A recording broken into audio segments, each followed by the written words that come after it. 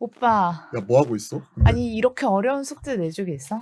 무슨 어려운 숙제? 아니 오빠가 나 지난 무슨 얘기 했었지? 시간에 그러니까 복습 차원에서 시험지를 줘가지고 좀 어. 풀어놓고 있으라 그랬잖아. 그래서 내가 아, 지금 그 자동차 부품주? 부품사들 과외 줬잖아. 음. 자, 다음 중 가장 적절한 답을 고르시오. 잠깐만, 이렇게 훅 들어오기 있어? 지금 왜? 나 지금 방금 앉아가지고 물 한 잔 더 마시고 이거 해야지. 내가 풀고 있을게. 오빠 물 마셔. 알겠어. 나 갑자기 뭘 열심히 하고 있나 했네. 다음 중 가장 적절한 답을 고르시오. 자동차 부품사는 공장 가동률이 매우 중요한데 부품사인 현대모비스는 차량용 반도체 부족 현상과 코로나 변이 바이러스 오미크론 때문에 공장 정상 가동에 악영향을 미칠지 모른다는 걱정이 커진 상황이다. 매주 연저점 경신하는 현대모비스 사도 될까? 라고 물어봤잖아. 1번 아싸 비싸서 못 샀는데 덥석 산다. 2번 중립기여다. 추세가 아직 전환되지 않았으니까 관망한다. 이렇게 지금 이거 나한테 지금 문제 내는 거지? 오빠가 나한테 문제를 냈잖아. 오빠 나 지금 오락가락 하는 것 같은데 과외를 해준 것도 기억을 못하고 지금 숙제 내준 것도 기억을 내 못하는데 개인적인 성향은 2번. 나 중립기여. 안 그래도 궁금했어. 오빠 2번을 고르라고 지금 이거 선택지 준 거지? 중립기여다. 여전히 뭐 바뀐 건 없는 거야? 이런 부분 관련해서는 바뀐 건 없는데 분위기가 또 바뀌었어. 또 시장 재미있게도. 분위기가? 시장 분위기가. 어? 뭐냐면 오늘이 지금 보면 12월 1일이거든. 12월 참. 1일인데 지금 11월 달 그 데이터가 나왔어. 차량용 그 현대차 판매 데이터가 나왔는데 약 31만 대가 팔렸고 금액 기준으로 보니까 대략 한 30% 이상 증가를 했더라고. 32% 증가했나? 나도 정확하게 봐야겠다. 아까 그 나와 있는 나도 이 보고서 보면서 깜짝 놀랐었는데 이 부분을 봤었고 가장 눈에 띄는 부분이 차량용 반도체 이제 재고 자체가 일수가 늘어났어. 무슨 얘기냐? 재고 자체가 쌓이기 시작한다는 것은 차량 반도체의 수급 부족 이런 부분 자체가 좀 해소가 되는 있다는 모습, 거잖아. 해소가 되는 부분이 수치로 처음 확인이 된 거야. 오늘. 그럼 오빠는 중립기여다가 아니라 1번에 가까운 거 아닌가? 현대모비스? 일단 한번 그거부터 한번 데이터부터 살펴볼게. 11월 자동차 수출 동향을 보면 전체 32.1% 증가를 했고 그 다음에 그중에서 이제 자동차는 3.3% 증가를 했는데 지금 얘기를 하고 있는 자동차 부품은 마이너스 2.2% 감소를 했어. 그렇기 때문에 그때도 뭐라고 얘기를 했냐면 완성차 업체 같은 경우에는 환율을 통해서 일정 부분 방어가 가능하다. 고부가 가치 차량, 친환경 차량을 통해서 일정 부분의 메이크업이 가능하지만 믹스 개선 가능한데 믹스 개선이 가능하지만 부품주들의 경우에는 이미 이 모듈 단은 자동차 업체와 공급 계약이 다 되어 있고 고정으로 공급 계약이 되어 있는 상황에서 무조건 기승전 가동률이 올라와야 된다. 이 부분을 얘기했는데 가동률 자체가 차량 반도체 공급 부족 그리고 또 코로나19 확산으로 인한 다시 한번 셧다운에 대한 우려감 자체가 나타나면서 이런 부품 단의 부족 이런 부분이 같이 나타날 수 있었다는 거지. 근데 오늘 데이터를 보니까 자동차 부품 관련해 가지고는 마이너스 2.2% 하락 자체가 그대로 나타났는데 자동차가 증가를 했고 그 다음에 전반적으로 전체적으로 보면 한 32% 이상이 증가를 했다고 하는데 관련 내용을 살펴봐야 될 것 같아. 일단 보니까 11월 전체 수출 금액 기준으로 환율이 많이 올라갔잖아. 수출 금액 기준으로 보면 32.1%가 증가한 것 자체는 오케이. 증가한 것 자체는 오케이인데 그중에서 이제 전기차가 51.6% 급등을 했어. 와. 전기차가. 그리고 지역별로 보면 미국이나 중동은 각각 12.1%, 18.7%, 11월 달에 하락한 부분으로 나와. 하락한 부분으로 나오는데 유럽 쪽에서 66.2% 증가. 즉 친환경 차량이 유럽 쪽에서 많이 팔렸다는 것 자체를 그대로 수치로서 증명을 하는 거였지. 그리고 현대차가 관련 11월 데이터를 봤더니 31만 2,602대가 팔렸어. 그러면서 이제 10월달 30만 9천 대 대비해서 소폭 증가한 거야. 1% 증가했어요. 1% 증가를 했는데 우리가 좀 예의주시해봐야 될 것은 수출은 좀 제한적으로 0.5% 감소를 했는데 내수 그러니까 국내에서 많이 팔렸다는 거지. 국내 팔린 게 대략 한 7.4% 증가를 했다. 지금 뭐 이런 그 숫자 이런 부분만 계속 얘기를 해가지고 사실 이해하기 어려울 수가 있는데 요는 그거야. 결론을 친환경 차량이 많이 판매가 되었고 유럽 쪽을 중심으로 이런 부분이 판매가 확대가 되는 모습이 나타났었다. 네. 아직까지 중동이나 미국 같은 경우에는 이런 늘어나는 모습 자체는 확실하게 체크가 되고 있지 않지만 차량용 반도체 공급 부족 이 부분 같은 경우가 이제 재고가 확충이 되기 시작을 하면서 판매가 되기 시작하는 것 자체가 처음으로 숫자로 찍혔다. 이게 관전 포인트야. 11월 1일부터 언제까지? 11월 30일까지. 근데 오늘이 그거는 11월이고 나는 오미크론 우리가 걱정을 해야 될까 싶거든. 오미크론이 지금 생각지도 못했던 변수잖아. 우리가 생각하지 못했던 코로나19 변수인데 이 부분 같은 경우에는 사실 변수라는 것 자체가 하루 이틀 일은 아니었어. 코로나19가 없던 게 새로 생겼던 것이 사실은 뭐 2018년 이전이 될 수도 있겠지만 우리나라에 크게 영향을 미쳤던 게 작년 2월과 3월경이었잖아. 그러면서 그때 당시에 시장이 한 달 반 동안 큰 폭으로 밀렸었고 그리고 알파, 델타, 그리고 감마 쭉쭉쭉쭉 이렇게 누? 나와가지고 어. 쭉 나왔지. 그러면서 이제 이 델타 변이라는 것 자체가 올해 한 3, 4월경에 다시 한번 시장을 크게 때리면서 지금은 이게 우세종이 되어버렸잖아. 지금 나오고 있는 확진자 수 대다수가 델타 변이인데 우세종이 되는 가운데 델타 변이 자체가 지금 관련해가지고 계속 나타나고 있는 상황에서 델타 변이보다 전염력이 훨씬 더 높은 오미크론이 나왔다는 거지. 앞서 말했다시피 내 입을 봐봐. 이게 오늘 오빠 지난번에 정신없어. 내가 그게 또 한 분이 많은 분들께서 또 댓글로 어. 내가 반말로 너에게 얘기하는 것 자체가 불편하다고 얘기해 주신 아 분들이 진짜. 계셨어. 그러니까 듣는 분들 입장에서는 좀 불편할 수가 있는데 이거는 그냥 워낙 친하니까. 친한 동생 그냥 그리고 사적에서도 이렇게 반말하는데 반말하고 오빠가 과외해주는 나한테. 느낌으로 그렇게 한다는 것 자체를 시청자 여러분들께서 좀 양해해 주셨으면 좋겠습니다. 일단 인사드리고 꾸벅하고 먼저 이 부분을 먼저 말씀드리고 드리는 게 나을 것 같아. 자, 선생님 다시 오미크론. 1, 2번으로 한번 결론을 지어주세요. 일단 중립기가 박는 거고 그 다음에 오미크론 관련해가지고는 없던 게 완전히 새로 생긴 건 아니고 결국 지금 나타나고 있는 변이 바이러스 계속 나타나고 있는 가운데 확장이 되는 부분이다.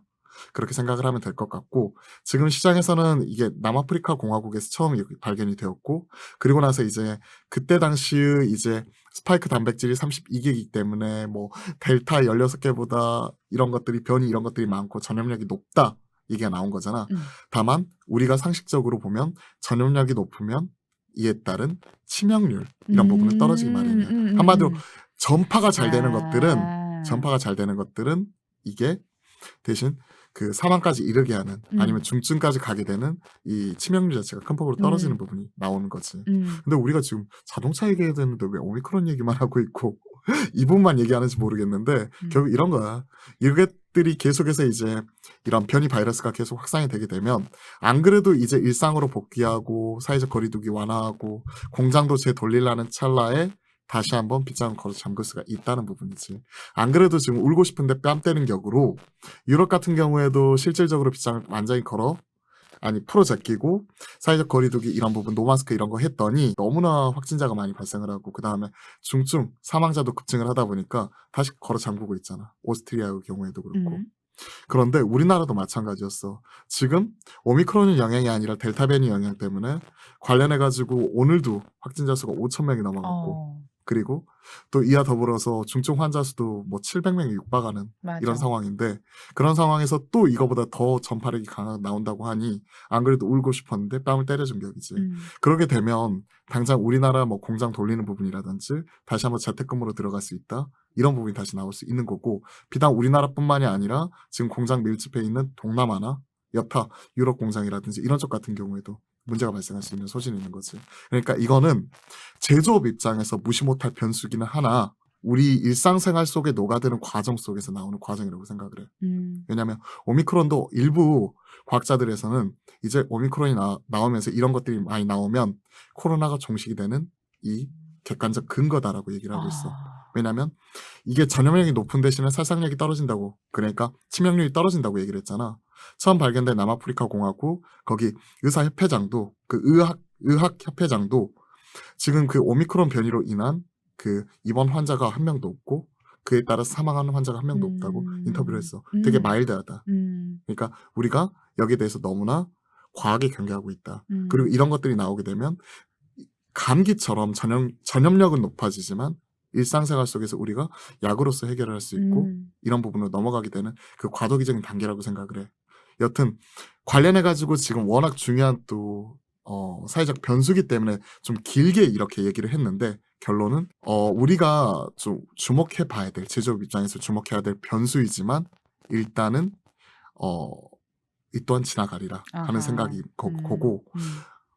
부품주 입장에서는 일단 내가 11월 1일부터 11월 30일까지 데이터를 봤다고 했잖아. 음. 이 부분 자체가 오미크론 영향을 확인하려면 최소한 12월 1일부터 또 12월 말까지 데이터 음. 자체를 보고 나서 1월 달에 확인할 수가 있는 부분이야. 그래. 그치? 그런 부분 자체를 같이 한번 계속 체크를 해보면 좋을 것 같아. 그러면 어우, 어 뭐 아파. 자, 이 중립기여다로 우리가 체크를 해야 되는 게 맞을 것 같고, 이거는 12월 데이터 보고 다시 한번 1에서 2가 막 바뀌는지 우리가 그건 좀 확인을 해봐야 될 것 같아. 그러면은 답은 좀 정리가 된 것 같아. 자, 오늘 과외 받고 싶은 쪽은 2차 전지 배터리 쪽이야. 대형주 일부 오늘 반등하는 건 좋다 이거야. 근데 유독 배터리주들 힘을 못 쓰는 것 같더라고. 하락 이유도 궁금하고 해서 일단 배터리 셀 대표주 중 하나인 SK이노베이션부터 함께 공부를 해볼까 해. 자, KB증권에서 SK이노베이션에 대한 리포트를 냈는데 와, 무려 2022년에 가장 주목해야 할 기업이라고 하더라고. 전기차 배터리 사업이 드디어 10년 만에 흑자로 전환이 되기 시작했나 봐. 내년 초에 미국 1공장, 헝가리 2공장이 또 가동이 되거든. 그리고 본업인 석유 사업 영업이익이 2016년 이후 가장 큰 것 같다고 하던데 이게 또 정제마진 강세 덕분인가 봐. 아무래도 물적 분할 발표 이후에 주가 상승이 좀 제한되긴 했었지만 내년에도 전기차 배터리 수요 고공 성장할 거잖아. 2022년에는 성장주로 자리매김하는 시기가 될 거라고 하더라고. 리포트 보면서 어떤 생각 들었어? 이 부분 같은 경우에는 사실 리포트를 읽지는 못했지만 지금 네가 얘기를 해줘가지고 기본적인 포인트 자체는 잡은 것 같아. 배터리 사업이 10년 만에 이제 흑자로 턴어라운드 한다. 그리고 별표. 정제 마진 그리고 본업 단인 정제 마진이 강세가 나타나고 있기 때문에 정유 쪽 그리고 이와 연계되어 있는 석유 화학 쪽 이런 부분 같은 경우에도 올해보다 내년도 이익이 좀 더 좋아질 수 있을 것 같다. 이 부분 체크. 그리고 EV 배터리 관련해가지고 수요 이런 부분 같은 경우에는 변함없이 고공 행진 중이다. 여기에 대해서는 사실 시장에서 의구심 자체는 전혀 없는 상황이고 그리고 앞서 데이터를 통해서도 말을 하면서 확인을 했잖아. 우리가 유럽 쪽 친환경차 관련해가지고 큰 폭으로 이제 판매 대수 증가하는 것 자체를 확인할 수 있었고 일단 이렇게 생각을 해. 최근에 보면 배터리 셀 3사 같은 경우에는 안 좋았어.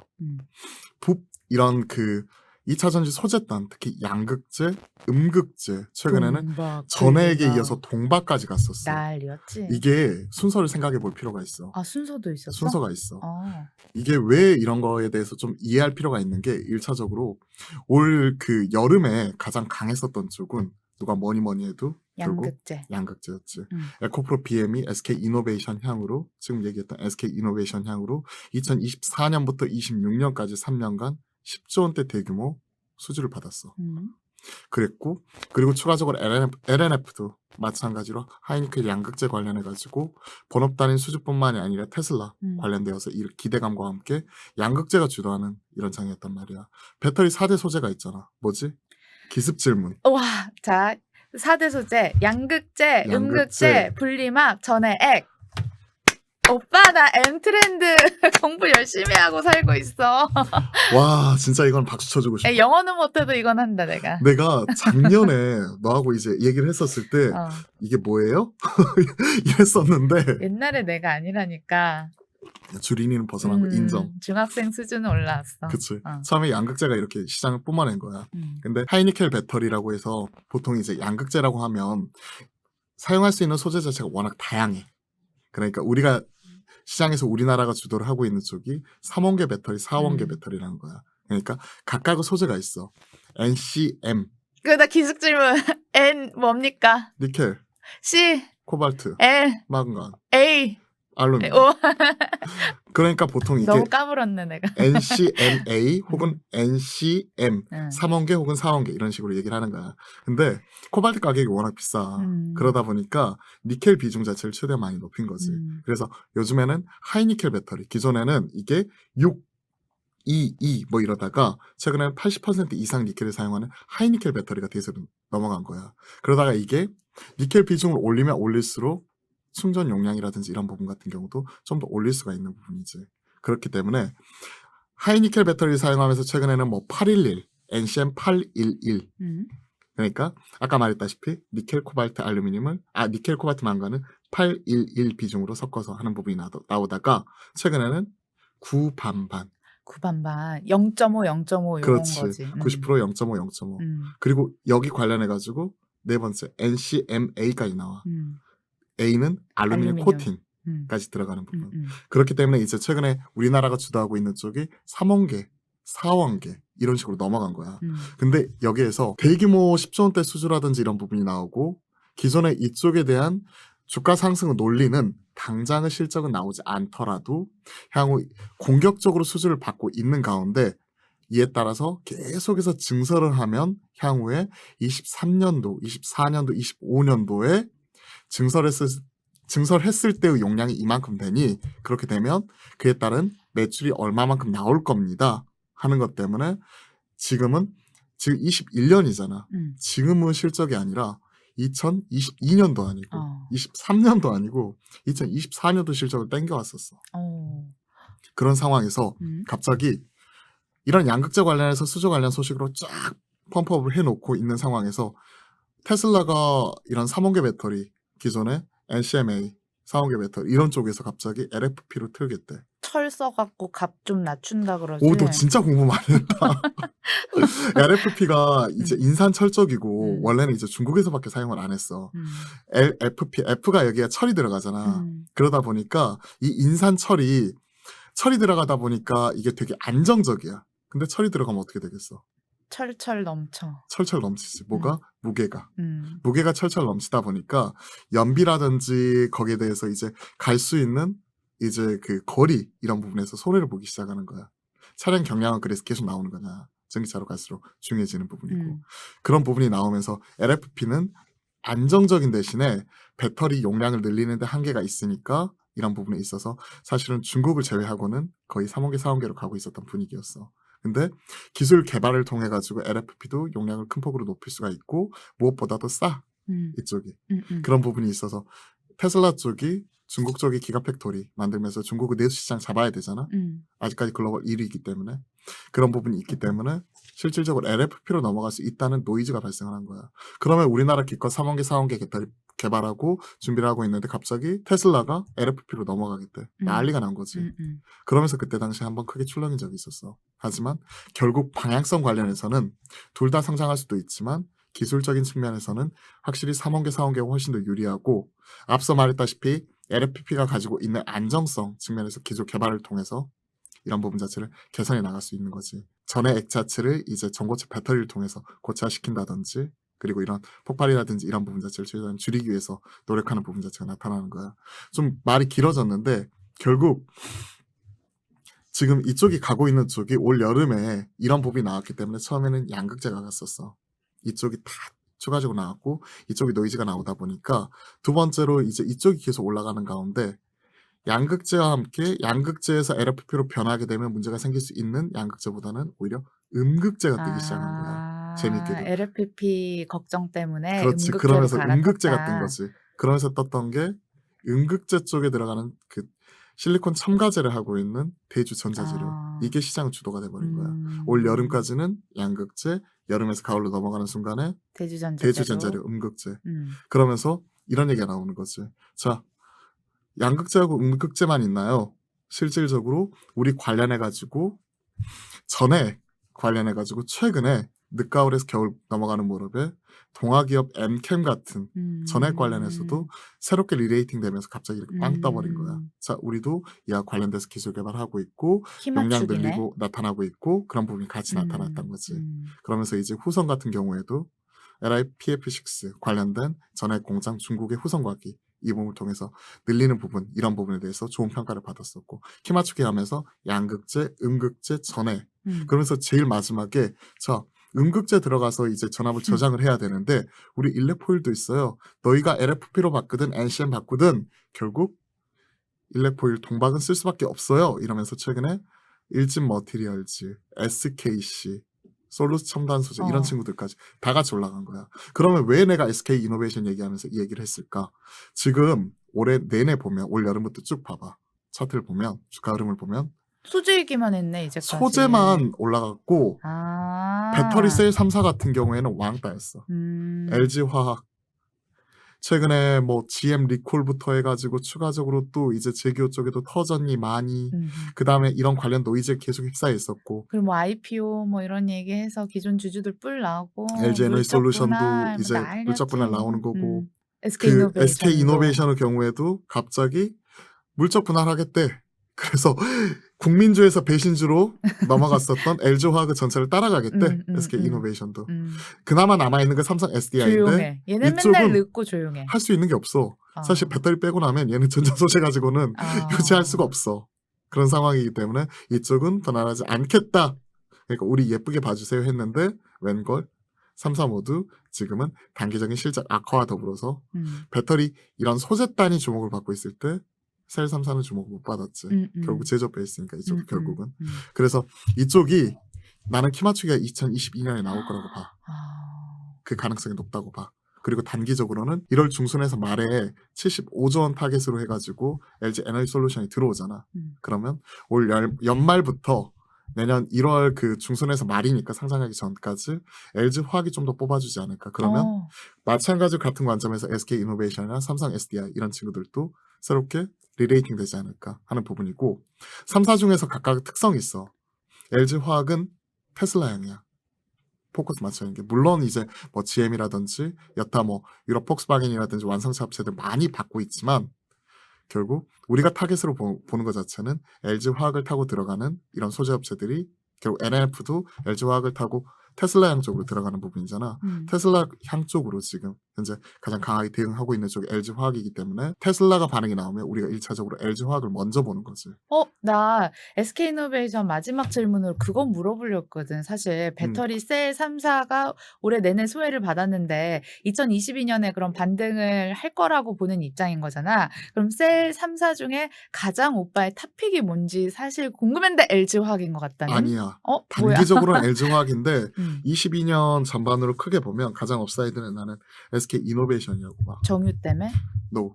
정유나 지금 현재 얘기하고 있는 석유화학 같은 경우는 본업단의 실적이고 LG 화학도 3분기의 실적을 뜯어보면 브레이크다운 해보면 2조 중에서 아니 2조가 아니었구나. 2분기에 보면 2조 중에서 1조 원 이상이 그때 당시에 1조 원이 뭐야? 대다수의 영업이익은 결국 화학 본업단에서 나왔었어. 그러니까 뭐 PVC라든지 ABS라든지 뭐 이런 쪽에서 나왔다는 거지.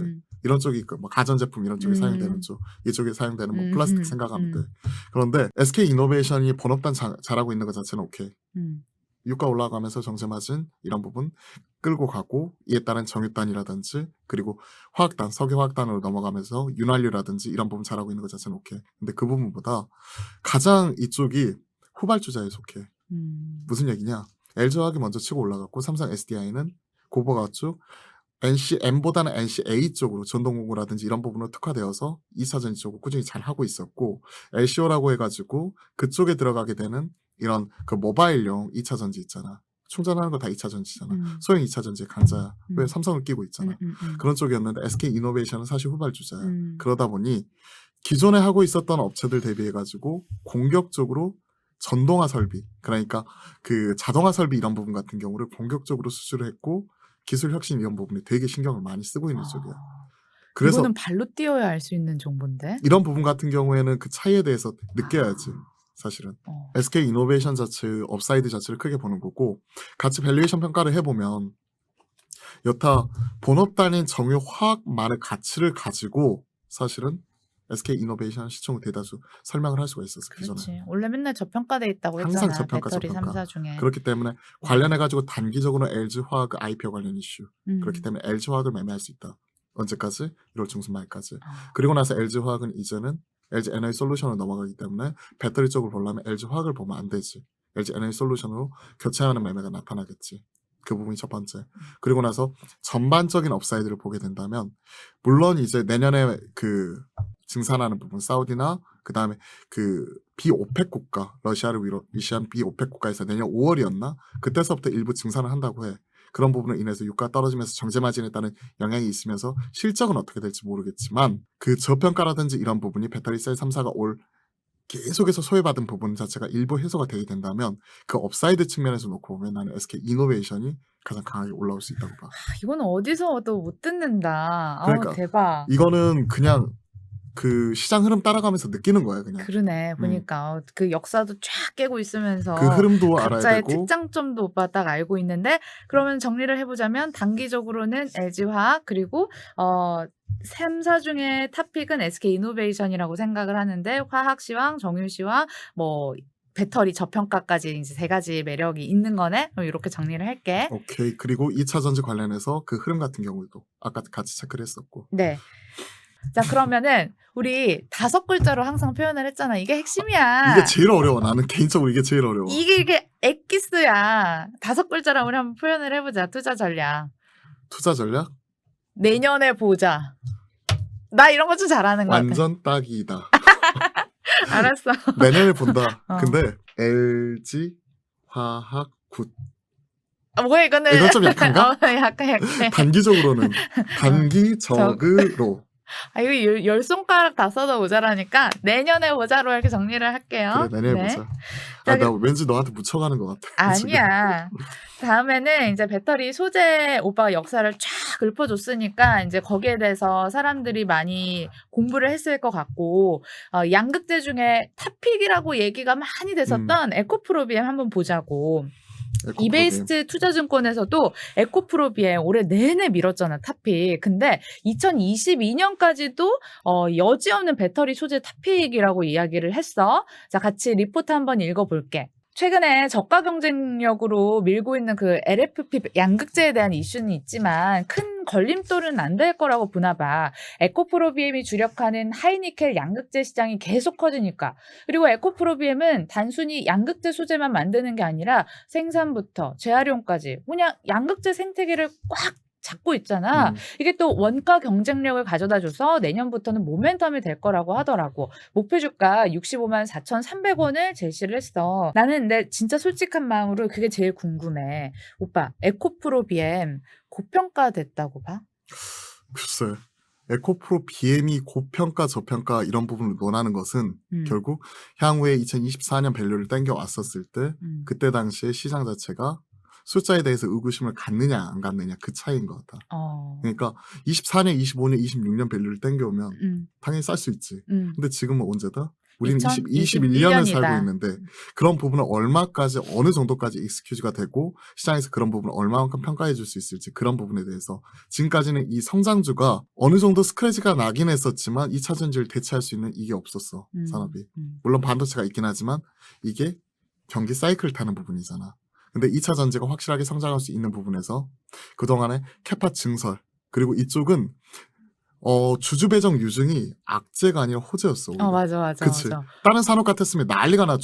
주주들 주머니 털어간다고. 근데 이쪽은 아니 우리가 이렇게 증설을 하기 위해서 주주분들에게 돈이 필요하시군요.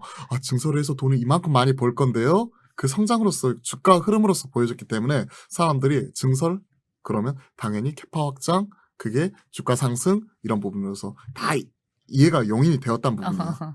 근데 실적 같은 경우에도 사실 그런 부분 관련해가지고 뭐 19년까지 뭐 적자였고 안 좋았다가 드디어 뭐 2020년 들어가지고 LG 화학부터 중대형 배터리 부분 턴하기 시작을 하면서 이제 소재업체들도 이익 이런 부분 자체가 나오기 시작을 하고 있는 쪽이고 사실 에코프로비엠도 이번에 서프라이즈가 났지. 그런 부분 같은 경우는 계속 고민해야 될 것 같아. 그중에서 에코프로가 갖고 있는 강점이 있어. 에코프로 그룹 자체가 보면 되게 이쪽 관련 기술력 관련해서는 가장 다변화되어 있어. 원래 에코프로가 케미컬 필터라든지 유해가스 제거해주는 뭐 이쪽을 만들고 있는 쪽인데 가지고 있는 그 관련 비상장 자회사들이 관련 사업 자체를 되게 많이 진행을 하고 있어. 일전에 여의도 쪽에서 NDR 돌았을 때 나도 체크했었을 때가 뭐 에코프로 BM이 2차전지 양극재지만 에코프로 GM이라고 해서 양극 소재형 전구체 그러니까 중간재라고 생각을 하면 돼. 그런 쪽이라든지 그 다음에 에코프로 이노베이션 이쪽은 양극 소재형 그 리튬을 가공하는 쪽 이런 쪽도 하고 또 에코프로가 진행하고 있는 쪽이 폐배터리 재활용 뭐 이런 부분이라든지 그러니까 수직 계열화되어 있어. 관련 그리고 기술을 상당히 오랜 기간 쌓아왔었다. 그러니까 관련해서는 다 한다는 거잖아. 기술력이 있어가지고. A부터 Z까지 관련해서 물론 나도 빠뜨린 게 물론 많이 있겠지만 관련해서 가장 다변화되어 있다는 거에 있어서 이렇게 하더라고. 양극재를 평가를 받았지. 하이엔드, 뭐 미드엔드, 로우엔드도 하고 NCA도 하고 NCM도 하고 그냥 모두 다 한다. 이것저것 다 할 수도 있고 관련돼서 기술력을 쌓고 있고 부품, 소재단부터 이제 부품 모듈단 소재 모듈까지. 이런 부분까지 한꺼번에 간다고 생각을 해야 되는 거지.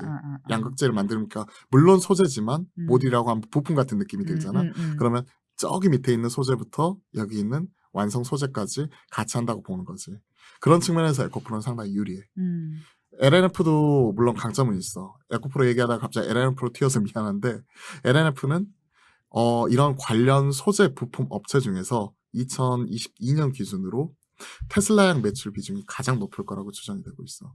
당시에 내가 올 여름에 리포트 봤을 때가 약 66%, 7% 정도 되었어. 그러니까 3분의 2 정도 매출이 LG 에너지 솔루션을 타고 테슬라 쪽으로 매출이 나올 수 있기 때문에 관련되어서 하이니켈 배터리 관련된 이런 공격적인 투자 그리고 거기에 따른 테슬라 성장과 함께 업사이드를 같이 공유할 수 있는 기업이다. 이게 포커스였어. 그리고 에코프로 BM은 그 관련 고객사가 지금 말하고 있는 SK 이노베이션 쪽 앞서 얘기를 했죠. 그쪽에서 10조 원대 나왔으니까 이쪽과 그리고 삼성 SDI 이쪽과 타겟을 쥐고 있고 NIF는 LG 화학 쪽으로 타겟을 하고 있고 물론 다변화할 수 있겠지 이런 것들을. 그래서 약간은 특성이 있다는 거 이런 부분을 먼저 봐야 될 것 같아. 에코프로 BM 일단 뭐 앞서 기술력에 대해서 얘기를 했는데 사실 의심의 여지가 없어. 그치. 의심할 여지가 없고 가장 잘하고 있고 가장 공격적으로 캐파 증설 이런 부분 나오고 있는 상황이고 나도 잘 기억이 안 나는데 원래 25년까지 약 뭐 25만 톤 막 이러다가 25만 톤, 26만 톤 이러다가 26년도에 40만 톤이었나? 갑자기 증설계획 이 부분이 너무 많이 그치 나도 증설 이게 얘기를 에코프로 해가지고 BM인지 다른 쪽인지 다들 했어, 모르겠지만 그래. 증설이 2025년까지 나와 있었는데 26년도에 또 공격적으로 증설한다 얘기 나오면서 최근에 이런 그 LFP 배터리 관련해 가지고 노이즈 나왔다가 잠시 움츠러던 주가가 갑자기 그 얘기 나오면서 다시 갔어. 급빵 떴지. 그런 모습 자체가 나왔던 게 최근에 이런 증설 관련이고 그와 관련된 헤게모니를 쥐고 있는 주도권을 쥐고 있는 쪽이 양극재 소재 쪽에서는 에코프로 BM이라고 봐야 돼. 그렇기 때문에 이쪽은 중장기 투자하시는 분들 입장에서는 그냥 포트에 무조건 채워놓고 가야 되는 그런 느낌은 올 한 해 종목이었어. 올 한 해 근데 내내 계속 가져가는. 투자 전략을 이제 그럼 물어보고 싶은데 뭐 들고 계신 분들은 고점에서 뭐 대롱대롱 하고 있긴 하지만 굳이 그냥 뭐 고민할 팔릴 필요가 이유는 없어. 없지만 장중 저가로 마이너스 7%까지 하락했다가 그래도 좀 되돌리긴 했어. 마이너스 4% 하락으로 끝이 났긴 했거든. 신규로 들어가고 싶은 분들은 조금이라도 싸진 거니까 이때 들어갈 수 있다고 얘기해 줄 수 있어? 무조건 빠질 때마다 사는 것 자체는 좀 그렇지만 내 기준으로 보았었을 때 추세가 깨지지 않는 선에서 21선 전후에서는 사서 모아갈 수 있다고 생각을 하고 있어. 왜냐하면 오늘 시장에서 빠진 것은 에코프로 BM에서 악재가 나와서 빠진 게 아니라 오늘은 원달러 환율이 큰 폭으로 떨어지는 가운데 외인 수급이 9천억 이상 들어왔고 그러면서 이제 저가 매수세, 반발 매수세가 강하게 들어왔던 거예요. 어디에서? 우리 코스피 지수 2,800선 초반, 즉 PBR 한 배선이 2,800이라고 보는데 이 2,800선 초반에서 저가 반발 매수세가 강하게 들어온 거지.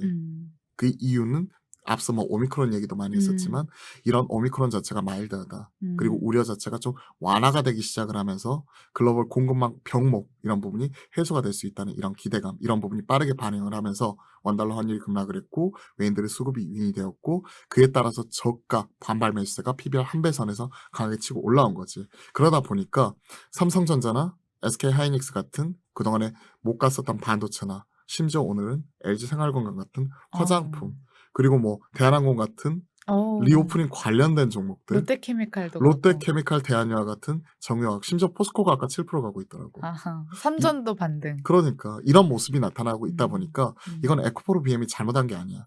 기존에 강했었던 친구들은 낙폭 과대주들의 반등이 나오는 그 초기 국면에서는 많이 올라갔던 종목 좀 줄여가지고 오히려 낙폭 과대주들을 포트를 채워넣는 거지.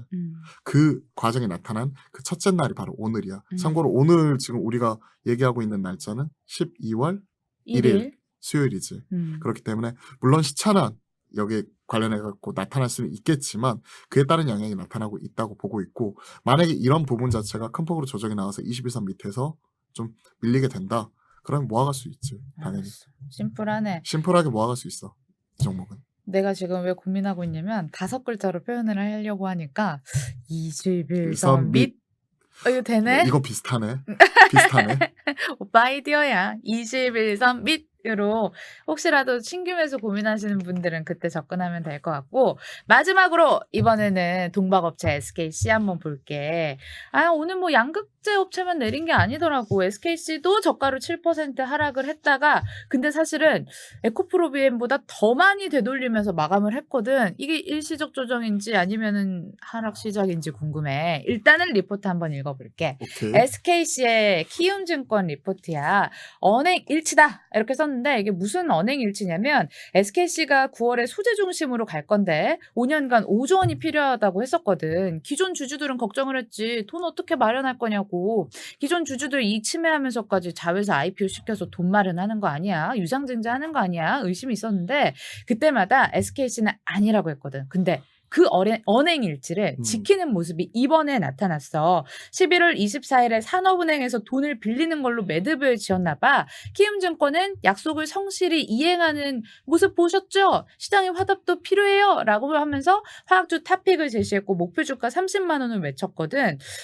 진짜 우리도 매수로 뭔가 본때를 보여줘야 되나? 돈대를 보여줘야지. 돈때 돈줄을 내주던지. 돈줄 낸다. 이쪽 같은 경우가 나도 지금 잠깐 헷갈려가지고 이쪽 KCGI 쪽 이 부분 찾아보고 있었는데 기존에 SKC가 원래는 화학기업이잖아. 비디오 테이프 만들던 그 회사. 화학기업인데 KCGI 인수하면서 이제 그 동박 관련 사업 진행을 하면서 이제 2차 전지 밸류를 새롭게 받고 있는 쪽이고 그렇게 보면 화학업체들이 사실은 이런 그 기초 소재라든지 이런 부분 자체가 사실 정말 중요하잖아. 과학기술 발전에 있어서. 이쪽에서 응용할 수 있는 응용화학 분야도 무궁무진하고 LG화학도 화학업체인데 2차 전지. 그리고 얘기하고 있는 SKC도 화학업체인데 2차 전지. 그리고 롯데 정밀화학 같은 경우도 화학업체인데 수소 관련, 수소차 관련. 그렇기 때문에 이 그 트랜스포메이션 하는 것 자체가 무궁무진하다는 거야. 롯데케미칼도 대한유화도 초고밀도 우레탄 쪽이었나? 이 분리막 관련해가지고 관련 소재 1등이다 이러면서 2차 전지. 몰랐네. 최근에 고려아연도 우리 전구차입니다. 폐배터리 재활용합니다 하면서 2차 전지 관련하기 때문에 화학업체들 눈을 크게 뜨고 잘 봐야 돼. 특히 그러면서 신규 사업이 새로 붙는다든지 정관이 변경이 된다든지 그런 부분을 잘 봐야 될 것 같아. 여튼 SKC가 이렇게 변화하는 모습이 나타나고 있다는 것 자체가 반갑고 또 언행일치되었다는 부분에서 시장에서 신뢰를 지켰다 하는 측면에서 돈줄을 내줘야 된다는 것 자체는 오케이. 그리고 최근에 사는 쪽에서 1조 5천억 정도 자금 조달을 했지. 근데 나 5조를 조달한다 그랬는데 1.5면은 아직 4개나 남은 거잖아. 3.5. 3.5 그래. 3.5. 3.5. 5 빼기 1.5는 3.5. 엄청 큰 돈이야. 조단위니까. 그치. 근데 이거를 언행일치를 이번에 했는데 혹시 마음 바꿀 수도 첫술에 있잖아. 배부를 수는 없는 거잖아. 근데 사는 쪽하고 지금 1조 5천억을 조달한다는 얘기는 분명히 이와 관련되어서 향후에 비전이 있고 그리고 이 돈을 빌려주더라도 돈 떼일 일은 없겠다는 부분 자체가 나타났기 때문에 국책은행이 나섰다는 부분이고 국책은행이 나서면 산은이 나서면 나머지 뭐 기업은행이나 여타 관련 그 유관기관 같은 경우에도 같이 나설 수가 있다는 거지. 그리고 이뿐만이 아니라 향후에 3자 배정 뭐 이런 부분을 통해 가지고 유증을 진행을 하게 됐을 때도 관련 우리 산은에서 1.5조 썼는데 너희 얼마 쏠 거예요? 그리고 산업은행에서 이렇게 들어왔는데 너희 얼마 쏠 거예요? 산업은행보다 신용도 높아요? 상징성이 있다는 거지. 그러니까 예를 들어서 이런 거야. 그 소위 앵커 투자자라고 하거든. 우리 뭐야? 투자를 할 때도 앵커 그러니까 먼저 깃발 꽂는 사람. 그러니까 바이오 기준에서는 우리 한투파에서 돈 받았어요. 그러면 게임 끝 이런 느낌처럼. 그러니까 한국투자파트너스가 이제 뭐 바이오 쪽에서는 뭐 이거다 제일 잘한다 약간 이런 인식 있잖아. 뭐 LB 인베스트라든지 뭐 등등등 많이 있는데 그러니까 소위 시장에서 많이 잘 알려져 있는 그리고 가장 상징성이 있는 투자자가 먼저 깃발을 꽂으면 그 다음부터는 돈 줄 사람 넘쳐난다는 거지. 그렇기 때문에 너무 그런 부분에서는 우려할 부분은 없는 것 같아 개인적으로. 그래, 그건 기우였네 내 기우. 그 부분이온 것 같고 그 다음에 이제 SKC 쪽도 최근에 동박이잖아. 동박이 아까 말했다시피 양극재가 어떻게 되든지 말든지 그것과 상관없이 동박은 무조건 다 들어갑니다. LFP도 들어가고 그 다음에 3원계 4원계도 다 들어갑니다. 그렇기 때문에 그런 부분에 있어서는 전혀 지장은 없어. 그래서 혹시 오늘 그 되돌렸을 때 더 큰 폭으로 반등했을지도 몰라. 그치? 에이, 그건 좀 갖다 그런 거 붙인 건가? 같은 경우에는 조금 뭐 생각의 차이가 그치, 있겠지. 뭐 수급도 뭐 다. 근데 최근에 그렇고. SKC가 좀 많이 밀리긴 했었어. 음. 그리고 밸류에이션 메리트 있다는 거. 나도 음. 밸류에이션 좀 더 확인을 해봐야겠지만 밸류에이션 메리트 자체도 있는 상황에서 추가적으로 그동안의 증설 이런 부분에 있어서 일정 부분 소극적으로 되었던 부분이 이제 적극적으로 우리가 관련 소재 산업 관련해 가지고 증설을 하겠습니다. 이 부분 자체를 5년간 5조 원이 필요합니다. 9월 달에 소재 중심으로 가겠습니다. 하는 첫 발을 띈 거잖아. 그러면 그동안에 화학업체 그 안에서 물론 동박업체로서 2차 전지 밸류에이션을 받고 있겠지만 향후에 증설하는 모습이 땅땅땅땅 나와주게 되면 그때마다 지금처럼 밸류에이션 업 하면서 리레이팅 될 수 있는 거죠. 업. 오빠 5개 진짜. 너무 내가 5글자. 힘든 숫자 주는 것 같아. 계속 그 생각하고 있네. 주가 업. 어우 좋다. 너 머리가 되게 똑똑한 것 같아. 이런 거. 내가 이런 머리가 안 돼. 나 이런 아니야, 거. 이거는 그냥 감각이야. 그래서 이런 부분 관련해 가지고는 상당히 긍정적으로 음. 보고 있다. SKC가 그러니까 화학업체로서 이런 얘기를 하지만 분명히 주목해봐야 될 또 22년도 다크호스가 될 수 있다. 오늘 좀 밀려가지고 오늘 당장의 경우에는 물론 그동안에 많이 갔었던 친구들 차익 실현 나오면서 저가 매수세 들어갈 수 있는 대형주 중심 장이었지만 이런 부분이 다시 한번 2차 전지 중심으로 가게 됐을 때 당연히 같이 우리가 챙겨가야 될 종목인 거지. 그리고 그 업사이드가 얘기를 했던 부분 자체가 9월 달에 소재 사업으로 변화 그리고 이번에 11월 중에 사는 쪽에서 1.5조 원 자금 조달 이런 부분이 나왔기 때문에 그러면 이제 자금 조달해가지고 우리 이렇게 약정을 맺었어. 그러면 내년도 상반기에는 뭐 이런 관련 소식이 전해오지 않을까. 그러면 최근에 2차 전지 업체 중에서 캐파 증설 그리고 이와 관련되어서 투자받고 뭐 진행을 하는 부분 자체는 호재다 악재다? 호재다. 그러면 긍정적으로 바라봐도 되는 거지. 맞아. 키움증권에서도 리포트 읽어봤더니 그러니까 내가 얘기는 안 했는데 말레이시아, 폴란드, 동박 플랜트 그 조감도 봤을 때 또 더 지을 수 있는 그런 땅이 있나 봐. 그래가지고 증설을 할 수 있다라면서 긍정적인 희망을 실어주더라고. 탑픽 아무튼 목표 주가 30만 원 얘기를 했어. 오늘 SKC도 그렇고 에코프로 BM도 그렇고 하락이 크게 나와가지고 걱정 많이 했을 텐데 이 방송 보시면서 기분 조금 더 좋아지지 않았을까라는 생각도 하게 되고 아무튼 오빠 오늘 어디서도 들을 수 없는 이런 고액과에 고액가인데 대치동 약간 고액과예요. 이런 대치동 느낌. 고액가인데 여의도 고액과예요. 여긴 여의도니까. 근데 진짜 우리가 계속 고민을 해봐야 될 게 2차 전지 관련되어 가지고 올 한 해 내내 시장을 주도해온 주도 섹터라는 데에서는 이견이 없어. 그런 상황에서 이게 내년도까지 계속해서 시장을 주도적으로 이끌어갈 수 있을까? 그리고 지금 시장에 대한 성장에 대한 기대감 자체를 그렇게 다 끌어온 상황에서 추가적으로 내년도에 보여줄 수 있는 증설을 통해서라든지 아니면 추가적으로 이런 사업 다각화 그러니까 양극재가 포스코 케미칼이 음극재에서 양극재 넘어가는 것처럼 그런 부분을 통해서 계속해서 그 시장 참여자들의 목마름을 충족을 시켜줄 수 있을까에 대해서 계속 나는 고민을 하고 있어. 그러니까 사람들 고민은 다 그거잖아. 많이 올라서 비싸서 2차 전지 사고 싶은데 못 샀다. 그동안에 조정도 없이 계속 가더라. 근데 조정이 나오면서 주도 섹터가 변화했을 때 2차 전지 쉬어갈 수도 있는데 이 부분 자체를 어떻게 바라봐야 되느냐. 주가적인 측면에서는 좀 다른 문제거든. 그런 부분을 계속 시장하고 소통을 하면서 우리가 계속 업데이트해 나가야 될 것 같아. 그래. 그럼 그건 계속 숙제로 우리가 고민을 해보는 걸로 해. 오빠 다음에도 나한테 어려운 문제 주지 말고. 나 오늘은 숙제 공부 지금 갖고 열심히 오지도 할게. 않았어. 그때 장비 그냥 너한테 물어봤던 거였고. 알겠어. 그러면은 다음 시간에 우리 또 보자. 고마워. 안녕. 이런 얘기 있더라. 우리 지금 고마워 안녕 하면서 수고하셨습니다. 수고하셨습니다, 이사님. 안녕히 계세요. 이거 할 수도 있다고. 이거 오해예요. 오해예요. 저희 다음 시간에 봬요. 다음 시간에 뵐게요. 안녕.